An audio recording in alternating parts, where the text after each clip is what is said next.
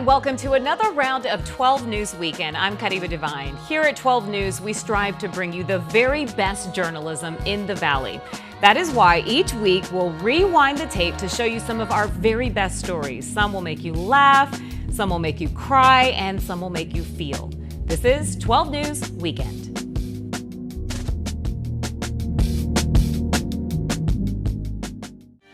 So we are celebrating Hispanic Heritage Month here at 12 News. And one group is rising above when it comes to taking care of business. Latinas are becoming drivers of the local and national economy. And we're diving into the numbers that prove it. Latinas are really growing by leaps and bounds in many different ways. Mónica Villalobos is president and CEO of the Arizona Hispanic Chamber of Commerce. And she already knows what numbers are now catching on to, that Latinas are becoming powerhouses in the economy. It's a great time to be Latina in the U.S. and particularly in Arizona. A new report by UCLA and staff from California Lutheran University is showing Latinas contributed $1.3 trillion to the U.S. gross domestic product in 2021. It's roughly double from 2010, and that's not by accident. Women are legitimizing their side hustles, and in Spanish we call them chambaladitos. And so these chambaladitos have now become blooming businesses. The rate at which Latina businesses are growing in terms of GDP is almost triple that of non-Latinos in the same time, according to the study. And this means higher pay and job growth for these women. When you talk about contributions of Latinas to the national economy, it's not hard to see that here in Arizona at places like this, Victoria Imports. Brenda Perez is owner of this store that specializes in Mexican items with locations at Arizona Mills and Desert Sky Mall, which is where we met up. My parents started at the Swamis. They opened at Mercado de los Cielos. As the oldest, she has always helped her parents with the official business side of things, even to this day. I'm the one who helps translate papers. There are times when I'm the one who goes with my father and mother to get permits. Something she loves about running her own business? Being able to be a lot more time with my family, especially with my little niece that I have here. Little Amelia's rocking one of the items Perez sells at the store. She says it's a little piece of Mexico for the whole family. We also have blouses. I feel like these must be really popular. Yes, Aren't they? especially this one. This is my favorite one. She works with the Arizona Hispanic Chamber of Commerce and takes them up on resources offered, like recent help with finances. A coach had to be able to come by and do a one-on-one, and we were able to get our questions answered pretty quick. According to the Associated Press, Latina workers are entering the workforce bilingual professionals with higher education than before. Villalobos says that's one of their superpowers. You know, the more perspective you have, the more diversity you have, the more you can add to a company. And while the new report does show major growth, the fact is there is still much work to be done. Latinas are still making about 55 cents to every white man's dollar. That's for the same work. It's one of the largest pay gaps of any group. But Villalobos is optimistic still. Things are moving in the right direction. It's almost this domino effect where the workforce is an incubator for Latinas to start their own businesses and then be able to grow and thrive them. Meaning the future is bright for generations like Brenda's niece, Amelia. So the Arizona Hispanic Chamber does a yearly report on the state of Arizona's Hispanic market, including different trends and growth. It's called Datos. They're going to present this year's Datos next Thursday morning in Phoenix. New tonight, Arizona has dozens of new laws that are in effect right now. 12 News journalist Bram Resnick has details on what you need to know. Free the tamales became a rallying cry at the Capitol over the last 2 years. Now Arizonans are free to make tamales in home kitchens and, with some restrictions, sell them and other foods legally on the street or door to door. You're also free to raise chickens in your own backyard. Local governments can't block owners of single-family homes from cooping up the birds. Music megastar Taylor Swift has new laws named after her, and they might help you get tickets to her next concert. The laws put new restrictions on ticket resellers and ban automated bots that snap up vast quantities of tickets for resale. And Arizona's newest state symbol is 3.3 billion miles away. Pluto is now the official state planet. It was discovered at Flagstaff's Lowell Observatory in 1930.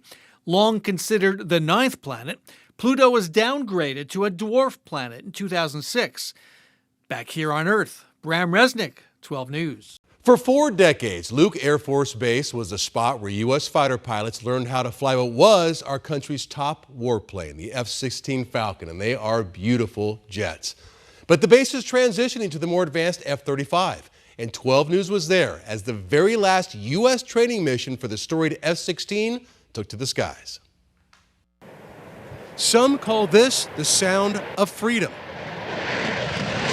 But the scream of F-16 jets will soon disappear from the West Valley skies. You are looking at the last U.S. training sortie ever for F-16s at Luke Air Force Base as the base fully transitions to the more advanced F-35. The fact that we've been able to do 40 years plus of service here with the F-16, and it's not based on one person's efforts. So it's been a team effort, both on the military side and the community. Great community support here at Luke Air Force Base, and hope that we continue that relationship as the 309th goes into F-35 training. F-16s first arrived at Luke Air Force Base back in the early 80s, so this really is an end of an era. I'd say it's more of a transition. The fighter training is not going away from Luke. The 309th Fighter Squadron is not going away. We're just transitioning to the F-35, and it's more of a modernization than an end. The F-16s aren't completely going away, but training for them now will be moved to Holloman Air Force Base in New Mexico.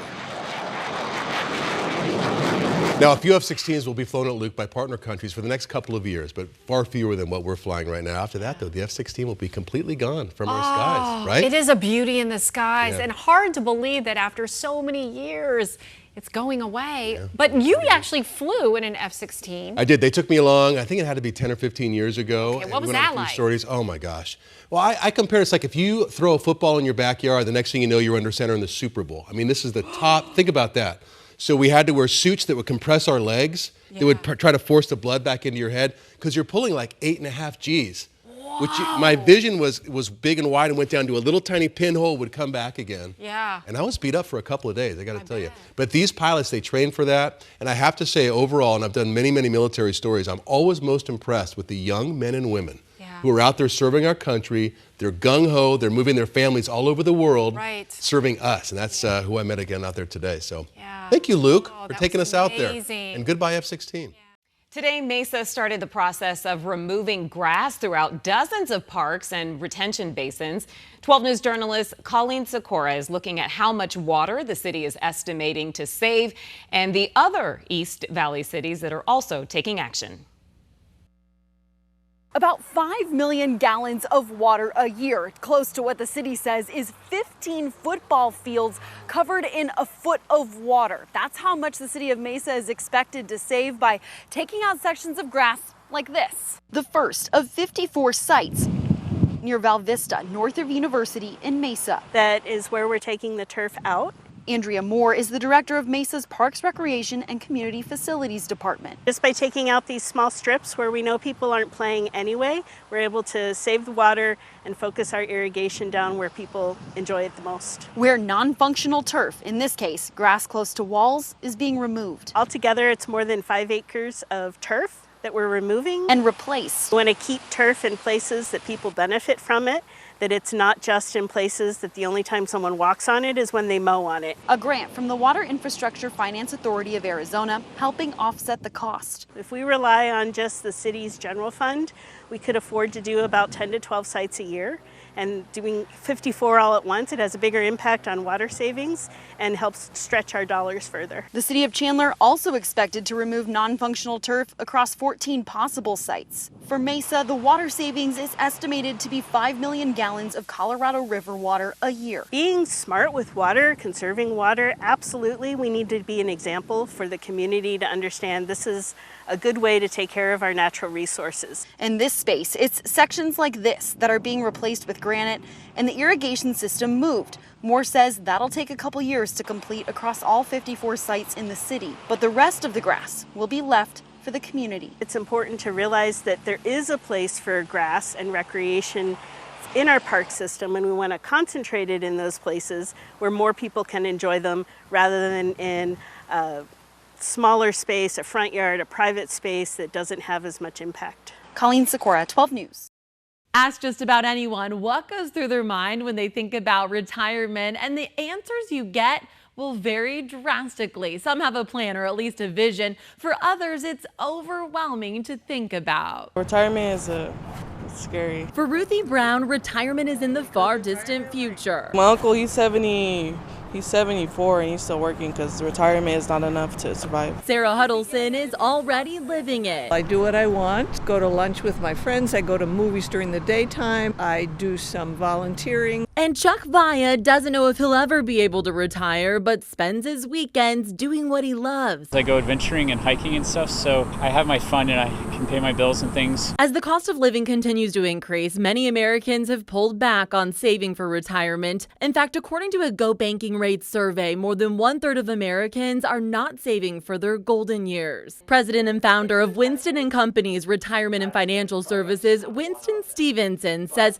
whether retirement is 5 or 40 years away, it's important to take the right steps to ensure you have enough money saved to retire when and how you want to. Investing that you do during your working years to get to retirement really changes quite a bit. Winston recommends taking 5 steps to prepare for retirement, starting with estimating your expenses. Plan on spending 80% of your pre-retirement income. Because it does take into account cost of living increases and taxes. Next, factor in long-term care. About 70% of people over the age of 65 will need long-term care as they age. $3,500 in independent, $8,500 a month for the memory care unit and up.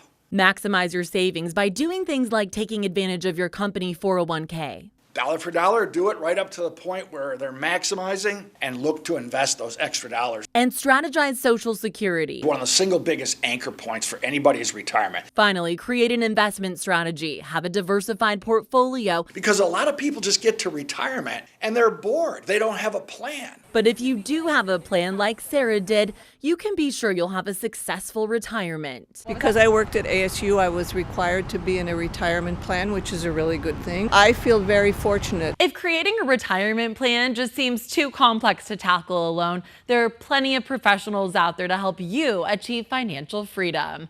Trisha Hendricks, 12 News. You know, we spend a lot of time talking about the inefficiencies in government, but when the right program meets the right person in need, the outcome can be great. I freaked out, man. I first told you about the story of Marvin earlier this summer. He was living out of his car, a refugee of the housing market. I have the hope that all this is for a reason, you know? All right, here we are back in Flagstaff. 3 or 4 months later, I see Marvin's car again, but this time he's not living in it. Marvin, how you feeling? Blessed. I feel good. The federal Section 8 housing program run by the city of Flagstaff is working for him. There's some good folks here. And now he's got a secure lease for at least a year, about $550 a month, affordable, and he's no longer, as he put it last time, like Moses wandering in the wilderness. What better view? You got the mountain right there behind me. It's got my back. The universe got my back. The city of Flagstaff still has a long waiting list. There are a lot of other Marvins out there. A glance of affordable housing wait lists across the state shows in Flagstaff, the Section 8 wait list has about 2,800 applicants. In Tucson, the list is at 26,000 with a wait time between 2 and 5 years. In Phoenix, the Housing Choice Voucher has a wait list of 43,000 applicants. To give you an idea of demand, nearly a decade ago, it was at 27,000. In Glendale, the city's accepting applicants right now to place 1,400 families in affordable housing through a lottery at the end of this month. We don't quit. For Marvin, in this case, he says it was worth the wait. I'm glad I got to fit in here somewhere, you know. In Flagstaff, Joe Dana, 12 News. Thanks so much for tuning in. And remember, you can catch 12 News Weekend on Saturdays and Sundays on our YouTube channel and our streaming app, 12 News Plus. I'm Kariba Divine. Have a fantastic rest of your weekend.